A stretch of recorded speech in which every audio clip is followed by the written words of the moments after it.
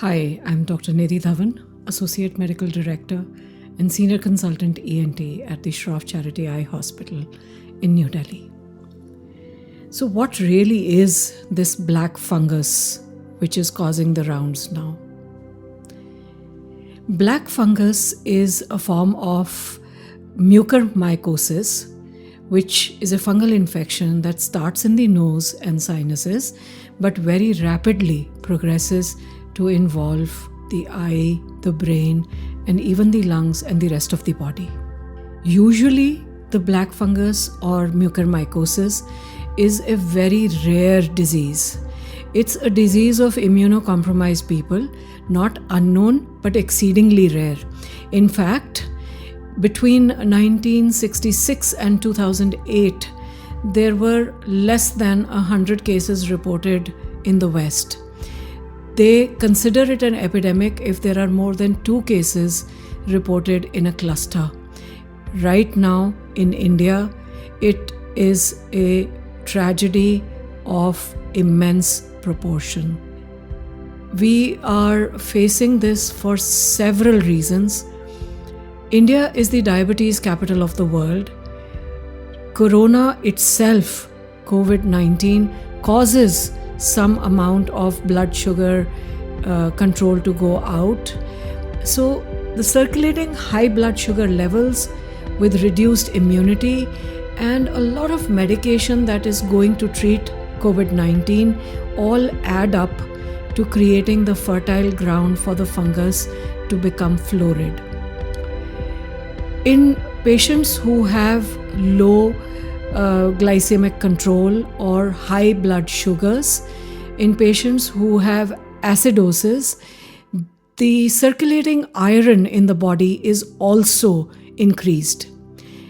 The increased blood sugar along with increased iron form adequate substrate for the fungal to grow. Usually, this would start in the nose, and hence nasal symptoms are the earliest symptoms.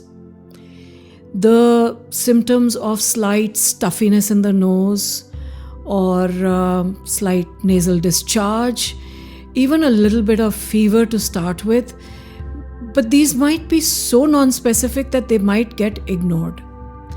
The problem with this fungus is that it invades the blood vessels, and as it does so, the blood supply to the areas supplied by that vessel get cut off. Hence, what we see as the black hallmark starts to develop. These symptoms of black eschar or charred ulcers are really gangrenous necrotic areas and are immensely tragic to see. The problem again that would come is that the antifungals that we have to deliver have to be given by intravenous route, and because the blood vessels are blocked, the antifungal cannot reach the area where the fungus is growing. The signs that we see inside the nose range from mild purplish discoloration to frank pus or discharge that carries the fungus to even the classic black eschar or tough membrane that sticks to the nasal wall. Eventually, it begins to eat away the bones. It spreads from the sinuses to the orbit, the place where the eyes rest, and from there it can spread to the brain and the intracranial compartment. So the signs then would progress from nasal to orbital to cerebral. A patient who was otherwise complaining of mild nose block and a little bit of discharge, which could or would not be blood stained, along with a little bit of paresthesias or altered sensation around the cheek, eyes and nose, can have redness, swelling and even proptosis or what is called protruding eyeball as the fungus begins to spread into the globe. If the fungus spreads further into the brain, there could be signs of confusion and altered sensorium, or even a little bit of comatose. In order to diagnose the fungus early, we need to do early endoscopy.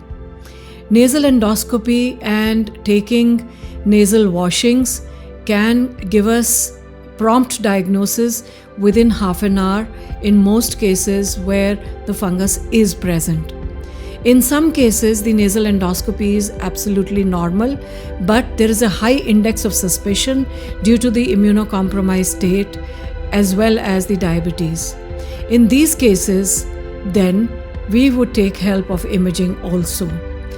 In case imaging and endoscopy along with early examination with KOH stain or microbiology gives us the lead that this could be fungus, we do not wait or delay the treatment.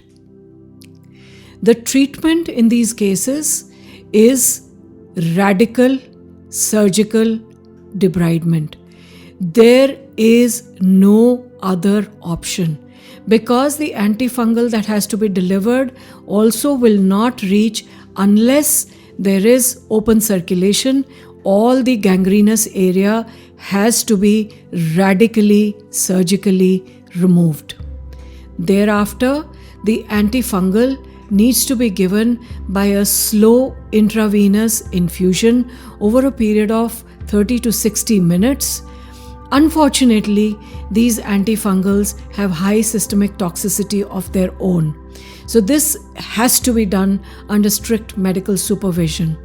The treatment might need to be continued for up to 7 to 10 days or 14 days, and then if the patient is not tolerating, we can switch to oral treatment, which may need to continue for up to 3 to 6 months. Serial MRIs and endoscopies can give us a lead of the end point of treatment. It is unfortunate that the treatment of one disease or the complications of that disease are resulting in an epidemic of tragic proportions to emerge at this time. To blame it all on steroids alone, or to blame it all on COVID alone, or to blame it all on diabetes alone appears a little unfair. Steroids have been used with diabetes for ages. Rational, prudent, and judicious use of steroids does not result in the immunocompromise that would cause this fungus to go out of control. At the same time, there is some conjecture that probably the industrial oxygen could be contaminated with some spores which are now becoming florid. The healthy mucosa in a healthy, normal person is enough of a barrier for this fungus not to be able to take hold. If there are any ulcers or erosions, if the nasal catheters, the indwelling tubes are carrying fungal spores, there might be that nidus for the fungus to start. In order to prevent it, strict blood sugar control, extreme hygiene, and extreme vigilance. Steroids may need to be used as a life-saving measure. Oxygen is a lifesaver in this disease. We just need to be watchful, and in people with immune compromise have a high index of suspicion in order for this fungus not to start in the first place.